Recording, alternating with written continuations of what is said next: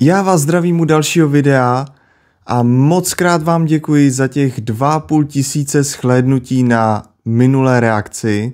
Moc si toho vážím. Každopádně ty odběratele nenaskakují tolik. Tudíž bych vás chtěl poprosit o víc odebírání a pojďme si slíbit, když bude 250 odběratelů, tak udělám volební speciál na český parlamentní volby.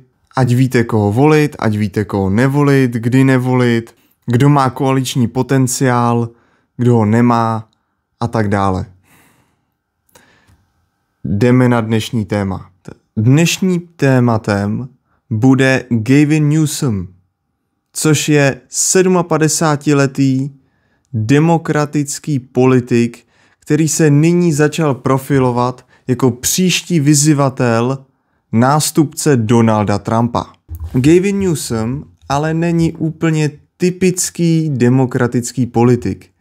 Je z křesťanské rodiny, je to úspěšný podnikatel a navíc nechce proti Donaldu Trumpovi bojovat jenom fact-checkingem, jako to dělají někteří jiní demokratičtí politici, ale chce bojovat, jak on sám říká, jeho vlastními zbraněmi. A tudíž mými různými karikaturami, posměšky, reelsy a chce prostě převzít prostor sociálních sítí a vzít ho republikánům. Jestli se mu to podaří, uvidíme. Gavin Newsom vystupuje v televizi Fox News, což je televize, která má hodně pravicových diváků, najímá zaměstnance v boji proti dezinformacím na síti X a tvoří nějaké různé protidezinformační stránky proti například požárům v Kalifornii, které jsou hodně kritizovány z republikánské strany.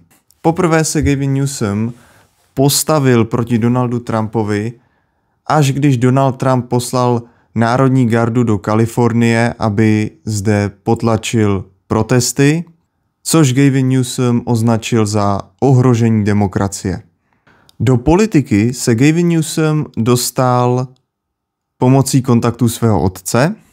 Od roku 2004 do roku 2011 byl primátorem San Francisca, poté se stal viceguvernérem Kalifornie a nyní je guvernérem státu Kalifornie, největšího státu Spojených států. Co prosazuje?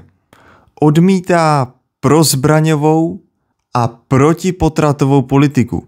Prosazuje takzvaný Proposition 1, což znamená zasazení potratů do ústavy Spojených států. Gavin Newsom je jeden z mála amerických politiků, který se zajímá o Green Deal. Gavin Newsom nedávno podepsal rozpočet Kalifornie, ve kterém je taky program s obchodováním s emisemi.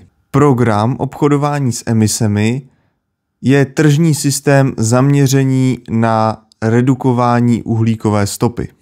Tento program funguje tak, že společnosti musí platit takzvané kredity na znečištění, které jdou do fondu. Peníze z tohoto fondu budou využity zákonodárci na různé jiné zelené položky. Newsom se hodně zasazuje o to, aby v Kalifornii byla free healthcare, aby byla zadarmo zdravotní péče. Nicméně kvůli vysokému schodku, vysokému deficitu v rozpočtu státu Kalifornie musel něco škrtnout. A tento krok byl velmi proti hodnotám demokratické strany. Gavin podepsal, že od roku 2026 bude ze státem financovaného zdravotnictví vyškrtnuto spoustu dospělých lidí, kteří jsou v zemi ilegálně.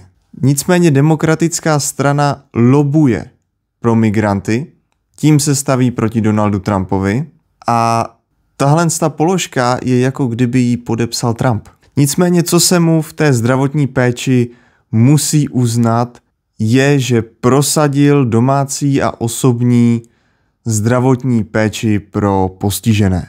To je klobouk dolů. Gavin má ale spoustu problémů a jeden z nich je třeba problém s bezdomovci v Kalifornii. Celá 1/4 bezdomovců celých Spojených států jsou v Kalifornii. A to je problém, který bude muset Gavin Newsom řešit.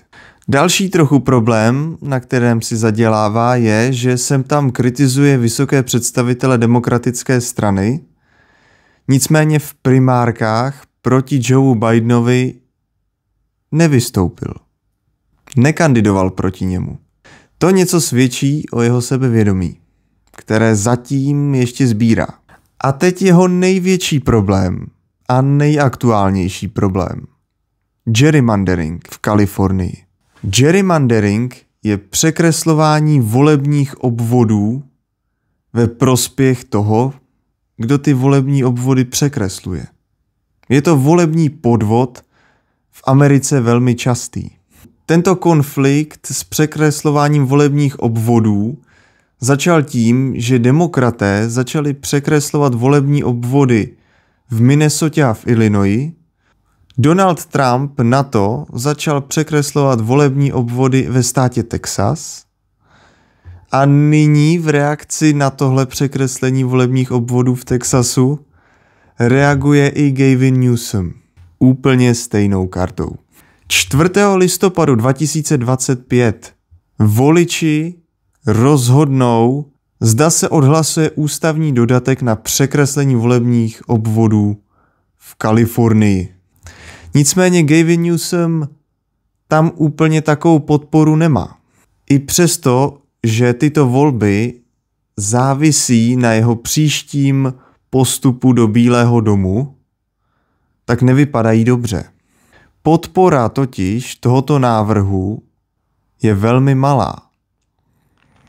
Podpora návrhu Proposition 50 je podle průzkumu 46% pro, 36% proti. Tudíž to tak velký rozdíl úplně není. A Gavin hodně riskuje. Co by to změnilo? Podíl registrovaných demokratických voličů v Kalifornii je 45%. Po překreslení těchto volebních obvodů by ale byli rozděleni tak, že by dokázali zvolit 92% všech mandátů v Kalifornii, a to jak pro sněmovnu reprezentantů, tak i pro senát. A ještě poslední dodatek. Newsom se ze začátku své kariéry prosadil tím, že udělal tehdy ještě protiprávní čin, když řekl státním úředníkům, aby oddávali homosexuální páry. To ale v souladu s hodnotami demokratické strany je. Jako jedna z mála věcí, kterou Gavin Newsom prosazuje. A jaké jsou jeho volební šance?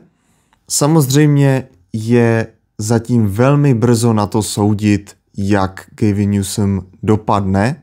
Nicméně, co víme je, že celou jeho kariéru ho následovalo štěstí, že měl spoustu kontaktů ve vysokých patrech demokratické strany, včetně Hillary Clintonové, že do každé kampaně nastupoval už jako velký favorit a kandidoval jenom v demokratických baštách. San Francisco je jedno z nejvíc demokratických měst ve Spojených státech a Kalifornie je hlavní bašta demokratů, kde republikáni nevyhráli od roku 1996. A Gavin Newsom ještě nečelil té ostré kampani, té přímé kampani proti němu.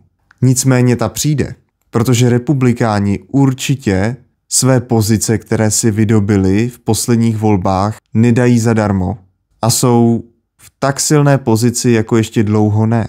Tudíž bude to mít Gavin Newsom velmi těžké a soudím, že moc šancí nemá. Co si myslíte vy? Napište mi to do komentáře, dejte like, dejte odběr a těšte se na další video.